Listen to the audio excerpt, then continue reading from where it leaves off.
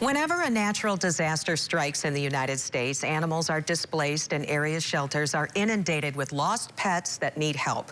In response to that increasing need, the Bissell Pet Foundation is creating a division of its operations called AIM, which stands for Animal Incident Management.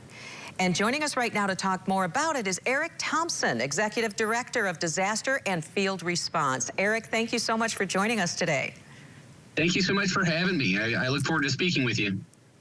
Tell me a little bit about what prompted the creation of this program.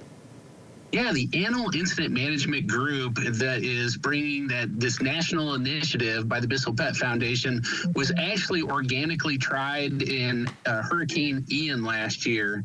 And the Animal Incident Management Group, or AIM, is a partnership between Bissell Pet Foundation and the ASAR, and ASAR is an acronym for Animal Search and Rescue.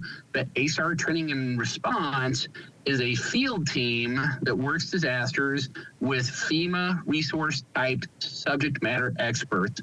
So what we found during Hurricane Ian in Florida, the Bissell Pet Foundation had the ability to work with communities and pets, people and their pets, and shelters to evacuate animals and people out of the situation before the hurricane arrived, to help empty shelters and move animals out of the shelters that were adoptable into places where they were safe during the storm. And then during the storm and during recovery, the ASAR team would be boots on the ground, and they were working with local emergency management and first responders to evacuate people and pets together.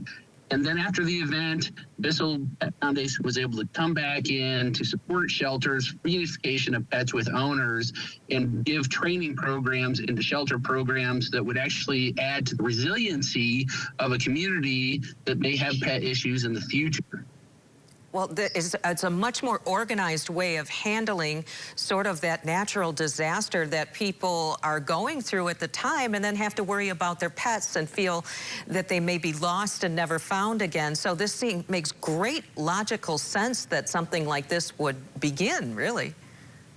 Yeah, we really have seen it, and it's been decades-old data for us that we know that people will not evacuate unless there's a safe place to go for their pets or they can take their pets with them, which is why we try at the governmental level and non-governmental level to bridge that and really make it a mission-ready package where people can evacuate with their pets and go to a sustainable environment to ride out this disaster.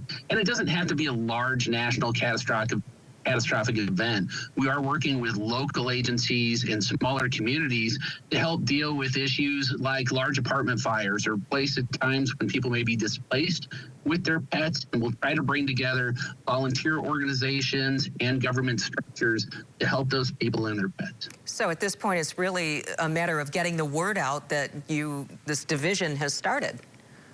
Absolutely. You know, this is, even though Bissell Pet Foundation has done great work in Michigan, this is going to be a national initiative.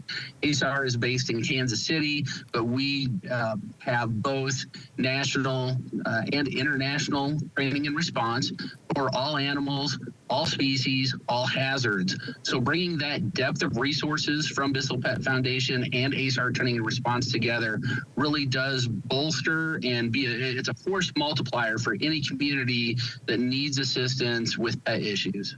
Okay, Eric Thompson, what a great addition. Thank you so much for joining us tonight. We really appreciate it.